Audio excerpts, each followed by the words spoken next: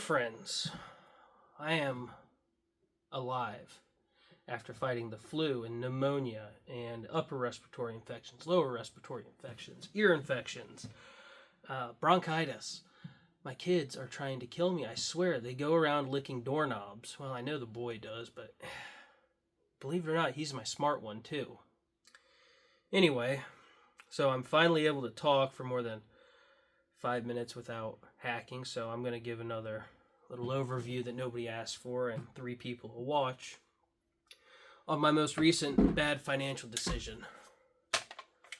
This is my CZ Bren 2 MS. I've had it for a while now, actually, a couple months. I've got it fitted with a Rugged Alaskan 360 and a Harusan 40S or 403B red dot. And then it is an 8.5-inch barrel, and my stamp hasn't come through, so this is a pistol with a pistol brace. This is just an AR brace with a buffer tube and this little buffer tube adapter plate for the back of the Bren. I tried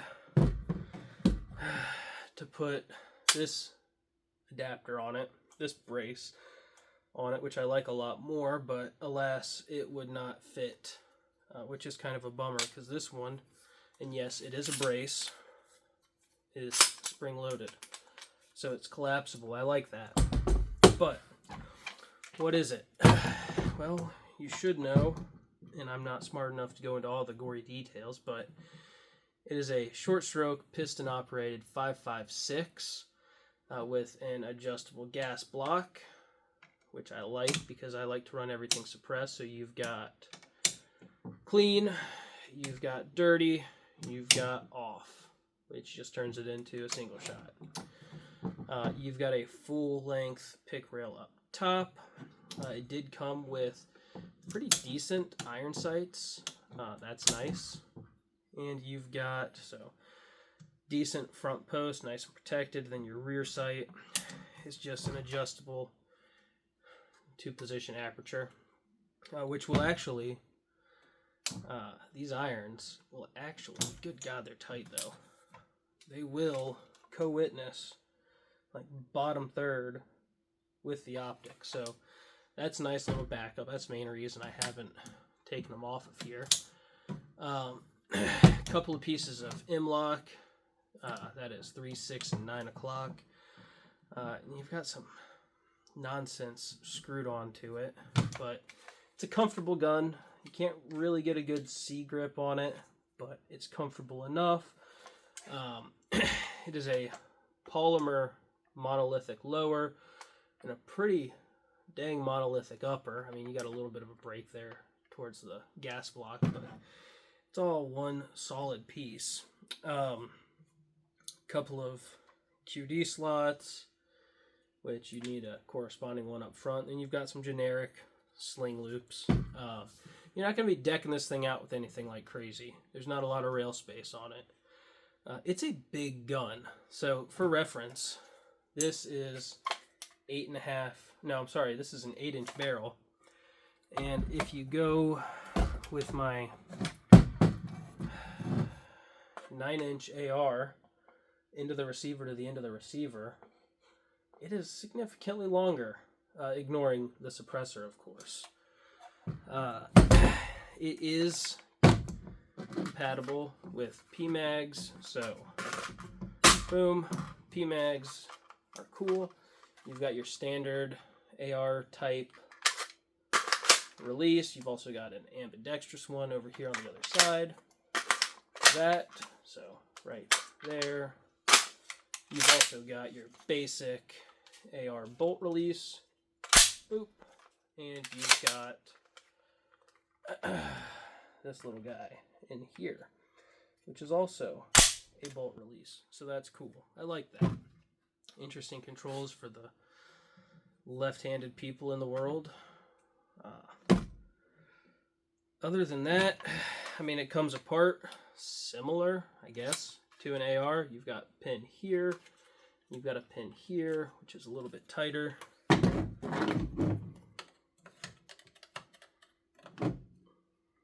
Knock that out. And then it kind of comes apart backwards. So pull the front out and then pull that little dovetail. The adapter plate, nice catch.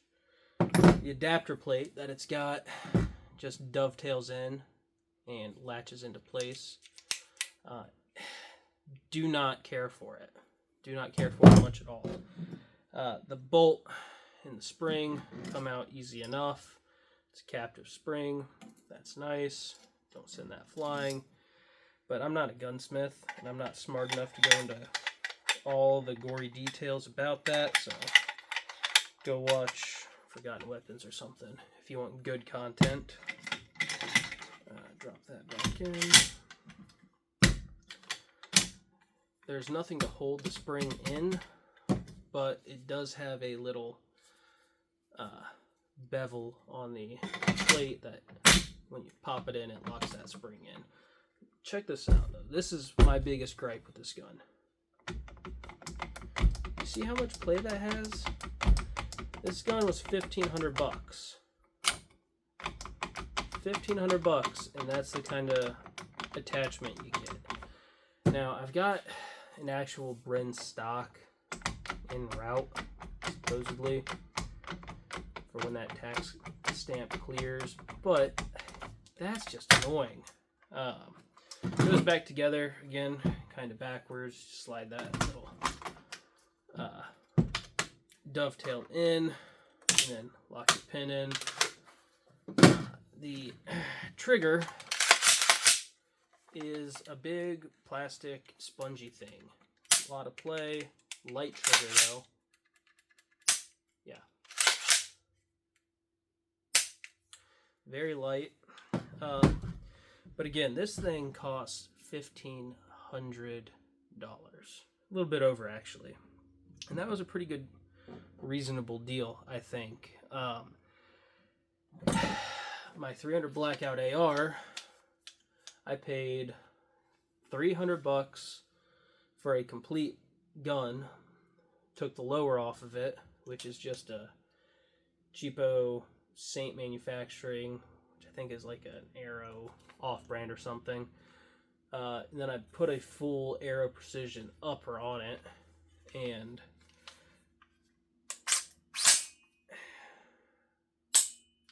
definitely a heavier trigger on this, but shorter and not as spongy. So all told, I think I've got maybe $1,000 in this, maybe a little bit more now that I've put this Odin Systems QC brace on it. But that brace, I love that brace. But for about $1,000, you've got maybe not as good a rifle. I mean, so your Bren's got a cold hammer forged barrel. The durability of the Bren is why it's so respected. I mean, it's a great rifle, kind of. So right now you can go and you can get a SIG MCX for $3,000, and it's gonna have basically an AR lower, basically short stroke piston, all of your bells and whistles, and that same cold hammer forged barrel. It's a better gun. It's more accurate. It's probably maybe as reliable, maybe as durable, and less chunky. And with a better aftermarket and more options available. So this is available in 5.56 and 7.62 by 39, which I think GIGN uses these chambered in 7.62 by 39, but it's, you can't get it in 300 Blackout, which is a big bummer. And I can't get aftermarket stuff to make it 300 Blackout, which is a big bummer. Now the Bren 3 is coming out, or actually has already come out, and it will be available in 300 Blackout. So it is, this is as cheap as you can get a short stroke piston with AR-15 controls and interchangeability. You can get a Hellion for about $1,500, but that's a bullpup. You can get an IWI Carmel is pretty similar. and that's usually a little bit cheaper, maybe 11 or 1200. But you don't have the durability. That's the thing. The durability of this thing is legendary. That's the biggest deal about it. Legendary durability. I'm interested to see what the Bren 3 does. I may pick one up at some point once American Express gives me my credit card back, but if I were to do it all over again, I would stick with the AR for now anyway. Bren 3 is going to be a good choice. I'm going to get an MCX at some point, probably a Spear in that 277 Fury, just because I like to waste money, I guess. But yeah, I can't recommend it because it is so much more expensive than a comparable AR with so fewer options. But I also can't hate it because it is such a durable rifle. You know, I'm not in Ukraine, fighting. I'm not going to war with it, so the durability is kind of lost on me. It's a range toy. So stick with an AR. Might get rid of it, probably won't, but it's cool. I like it.